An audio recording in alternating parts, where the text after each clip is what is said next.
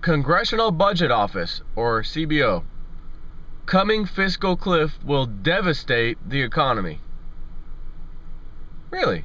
That's not the same CBO that analyzed Obamacare and gave us a tiny amount of money that it would cost over 10 years or whatever. I think it was $1 trillion.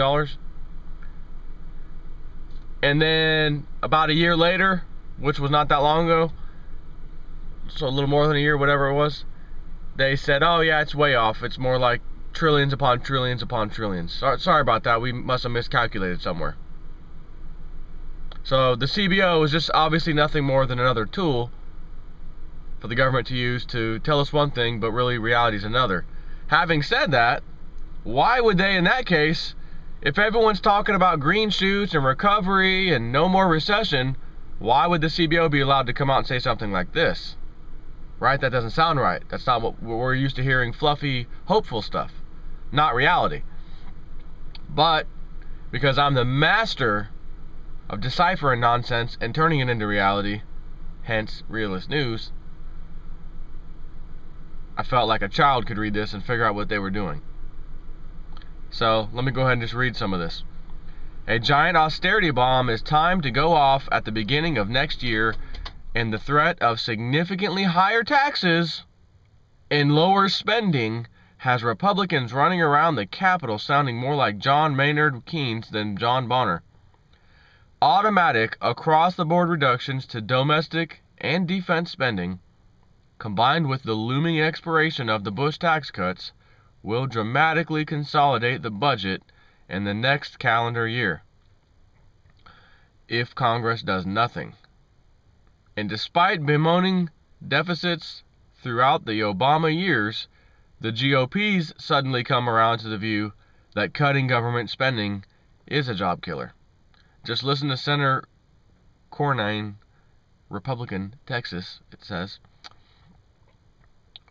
Just when you thought the economic news could not get much worse, with slow economic growth, with reduced wages because of higher costs, and with many people simply giving up looking for work, with the lowest labor participation rate we've had in some time, he warned reporters in the Capitol Tuesday, quote, "We have an entirely predictable and preventable jobs crisis."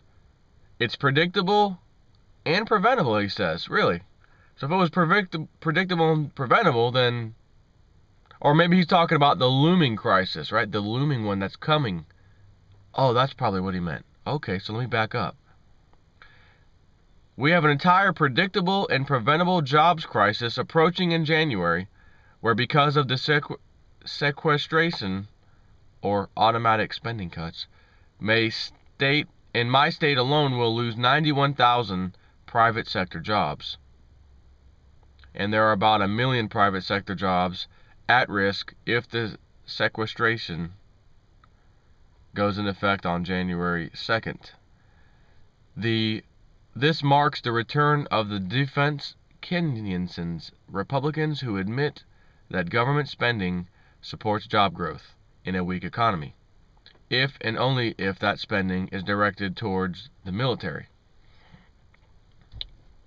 Now that's an interesting statement, isn't it? Let me read that again. This marks the return of the defense Keynesians, which is their point of view, a Keynesian, whatever, point of view. Republicans who admit that government spending supports job growth in a weak economy. So it's okay to spend beyond our means, is what they're telling you. But if and only if it's into the military. Oh, okay. So what do you suppose, I don't know, would cause a lot of spending to take place in the military? You're going to have to give me a second. I'm going to have to think about that one. What could cause a lot of spending in the military? Oh, I just thought of it. How about a war? And not this chicken crap over in Iraq and Afghanistan and Pakistan. That's not a war. That's us putting our footprint over there, staging for a big war, and them not wanting us there to use them as a little stepping stone, and they're fighting to keep us out. And even then, there's not even really a war, day-to-day war taking place. It's just like we just set up shop now. Every now and then you'll hear a little attack on a convoy or a little something. That's not a freaking war. A war was like Vietnam or World War I, World War II. Those were pretty big wars. Or Vietnam was a pretty big war. World War I and World War II were huge wars.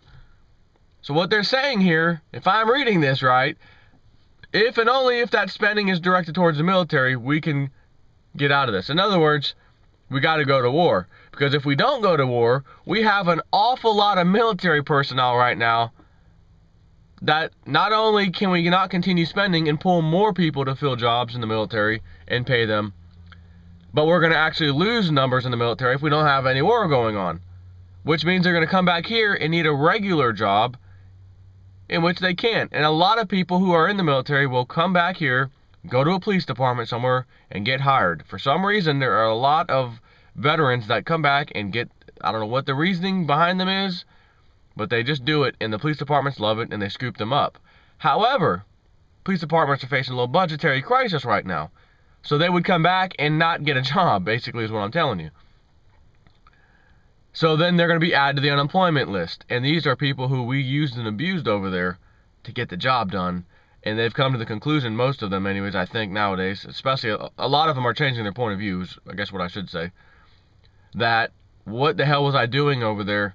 This has nothing to do with protecting anyone's freedoms in America. This has nothing to do with American interests, really, that I can see, but has everything to do with oil interest and other purposes. Not the interest. Yeah, there's American interest over there, but not the American public interest. The neocon fascist interest is what I'm speaking of. As luck would have it, a new Congressional Budget Office concludes Republicans are right about the economic consequences. So now the CBO is saying, guys, they're right. We don't, if we don't continue this outrageous spending beyond our means, just for a little while longer anyways, it'll be devastating for the economy and job situation starting sometime in 2013. That's just, we're halfway through 2012 right now, almost. So, guys, I mean, what are we going to do? Well, because the crisis is so serious, we need to continue spending. This is all, that's the point I was making. A child could read this and figure out what they're saying. And what they are saying is, we need to continue spending out of control, because if we don't, the economy falls apart. So as was, and he used the word predicament coming up. I'm going to use a predictable predicament, which was from day one when they said we have to bail out these banks to the tune of trillions of dollars, which is ultimately what happened. Not billions, it was trillions, now we find out. 16 trillion, to be exact. That was predictable, that we would never stop bailing out banks and spending money beyond our means. That was also predictable. Which is why then, when it was predictable, you should say, I'm not going to do that. If I know a bridge just collapsed in front of me, I just saw it take place, or I heard it on the radio, the bridge I'm about to go over right now just collapsed, and the center point cars are falling off the freaking thing right into the water. It is a predictable outcome with a 100% mathematical guarantee that if I continue driving on that bridge, I too will fall into that damn water, and I could die. Now, the dying part may not be predictable, right? I might die, but I might not, but probably will be severely injured one way or the other, if not dead. So that's debatable. But I don't care about that part. The predictable part is that if I drive the freaking car after seeing something that I know is going to lead to something, I should probably stop now. No, we got to bail out these banks. And as I said, they will be gearing up for quantitative easing 3 sometime soon, sometime in the near future. I don't know exactly when. And here's the CBO, Congressional Budget Office, giving a doomy report which is unacceptable by the government and mainstream media, which is controlled by the government. We can't give doomy predictions.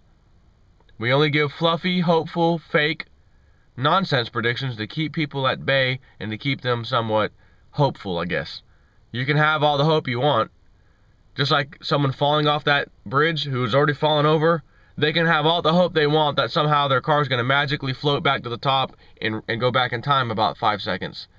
They can hope as long as they want, smoke a massive amount of hopium, and that's not going to change. They're going to fall off. It's already in process, as a matter of fact. Have a nice day. You can hope in one hand, fall off the cliff and the other, and see what happens, which one's going to win that battle.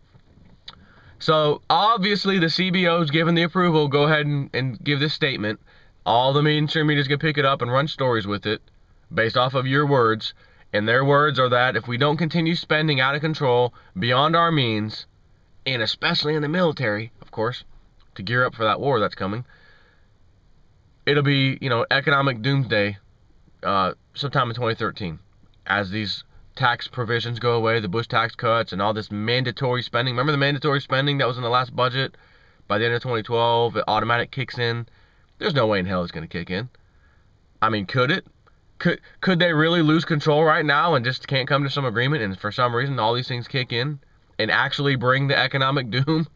I suppose that's a possibility, but I don't think they would want it.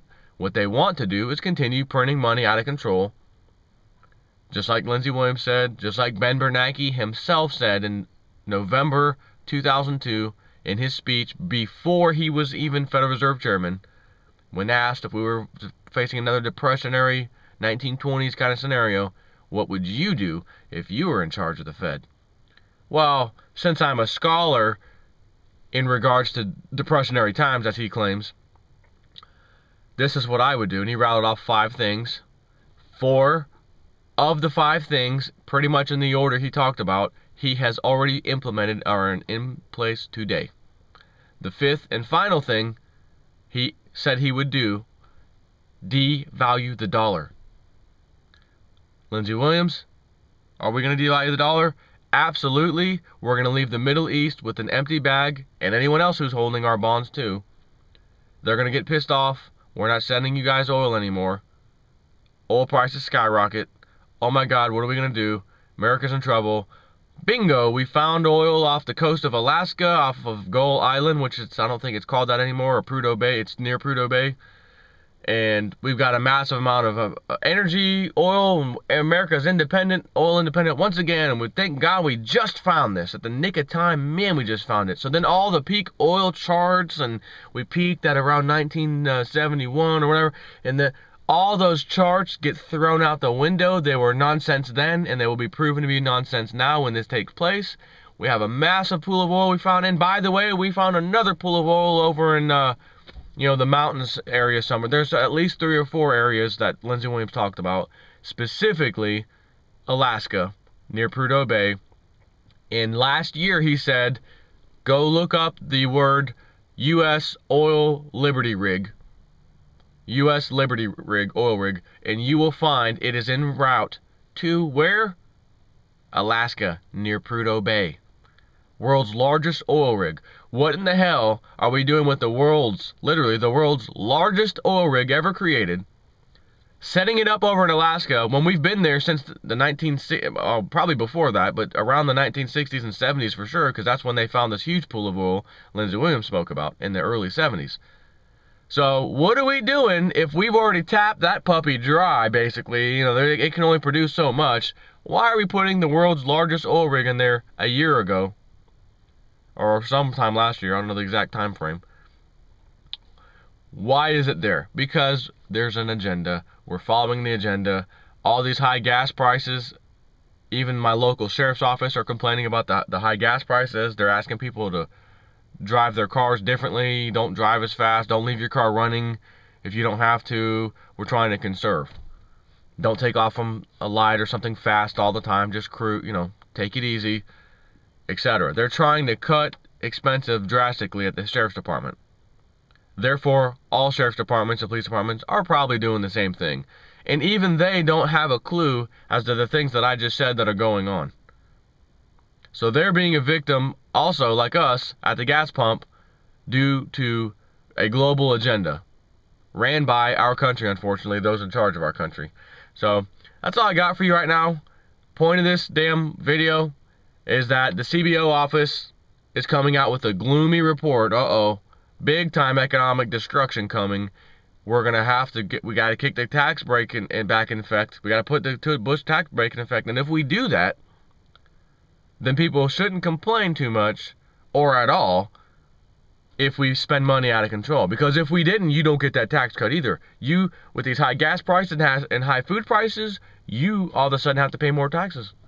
You gonna like that? Well, no, heck no, I don't want that. We got to keep spending. As long as my food prices stay somewhat stable, and I don't have to pay more taxes, for God's sake, especially taxes, man. Well, okay, then just trust your government. We're going to take care of this. Well, all right. And you trust them all the way. Again, you can trust them in one hand and listen to J-Snip 4 in the other hand and see which hand feels a lot better and smells a lot better when you're done. Mine's going to smell like roses. Theirs going to smell like a heaping pile of horse doo-doo. Gold and silver protects you against all of this. And again, I don't care. As I've said, I'm expecting them to keep pushing down on gold and silver. I don't care if we see $15 silver and $1,000 gold. We know where it's going after this stuff happens. It's happening now, so we're feeling the effects of lower prices, everything. They're going to smash commodities. They're going to push everything down. QE3 is going to probably come, and maybe it'll be 2013 before QE3 comes. You know, I don't know. But when it does, look out. Because I don't want to be on the precious metal side, I think, getting in after that kicks in and it's been going for a little while, and then decide, oh, I should go get some more precious metals. That's not going to be the time. Right now is the time to be getting more precious metals, and potentially in the near future, if they keep pushing down on gold and silver, which they are so far, it would be a great time to get some more. So I will leave you on that note. Take care.